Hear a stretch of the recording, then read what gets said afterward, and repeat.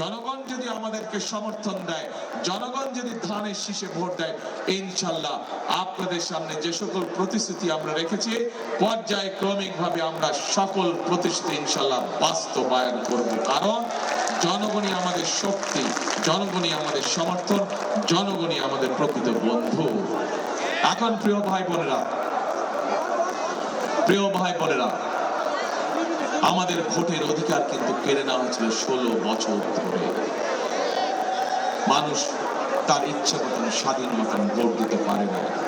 সেই ভোটের অধিকার আদায় করে নিয়ে এসেছে আমাদের শহীদ নেতা কর্মী, গুম খুন পরিবারের সদস্য কর্মীবৃন্দ এবং জুলাই আগস্টের যোদ্ধারা, শহীদরা।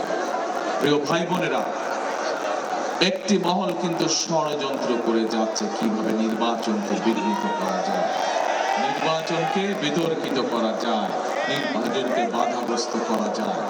আমরা দেখেছি তাদের লোকজন বিভিন্ন ভাবে তারা নিরীহ মা বোনদের কাছে যাচ্ছে, তাদের এনআইডি নাম্বার নিচ্ছে, তাদের বিকাশ নাম্বার দিচ্ছে।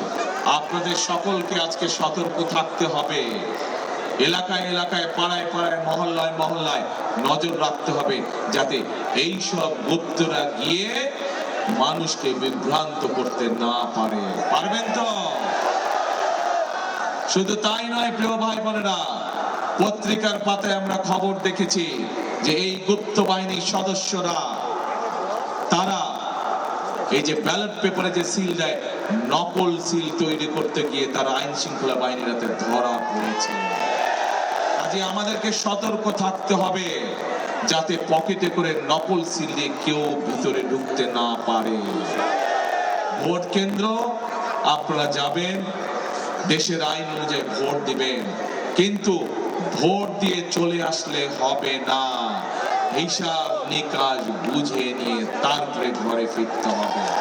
শুধু ভোট দিয়ে চলে আসলে হবে না। কারণ প্রিয় ভাই বোনেরা, 16 বছর ধরে এই দেশের মানুষ বঞ্চিত ছিল তাদের রাজনৈতিক অধিকার থেকে, বঞ্চিত ছিল তাদের ভাগ্য পরিবর্তনের রাজনীতি থেকে। আমাদের সামনে 12 তারিখে সেই সুযোগ এসেছে। কাজে এই সুযোগকে এবার ছেড়ে দেওয়া যাবে না। এইবার 12 তারিখে যেমন আমরা আমাদের সঠিক জনপ্রতিনিধি নির্বাচিত করব, একই সাথে আমরা দেশ পুনর্গঠনের রাজনীতি শুরু করব, একই সাথে আমরা দেশ গঠনের কাজে হাত দিব।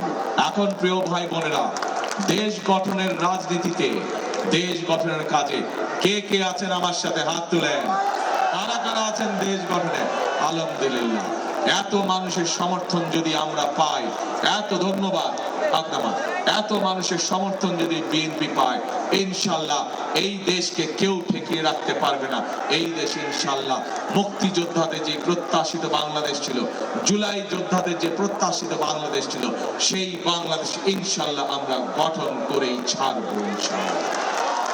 প্রিয় ভাই বোনেরা, কথা একটাই, কাজ একটাই। করব কাজ, সবার আগে করব কাজ, সবার আগে বাংলাদেশ।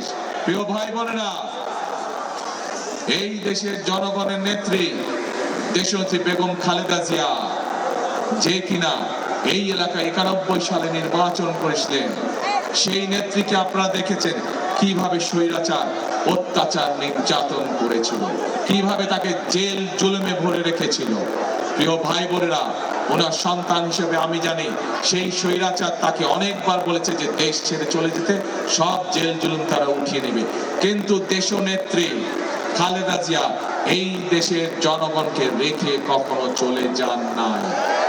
সব সময় বলেছেন এই দেশই হচ্ছে আমার প্রথম ঠিকানা, এই দেশই হচ্ছে আমার শেষ ঠিকানা, এই দেশের জনগণই হচ্ছে আমার পরিবার।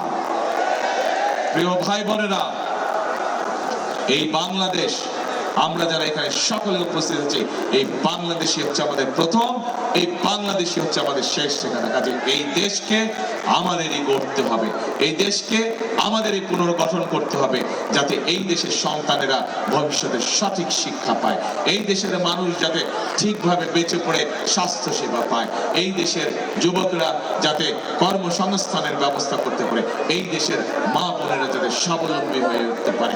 এই দেশ আমাদেরকেই গড়তে হবে।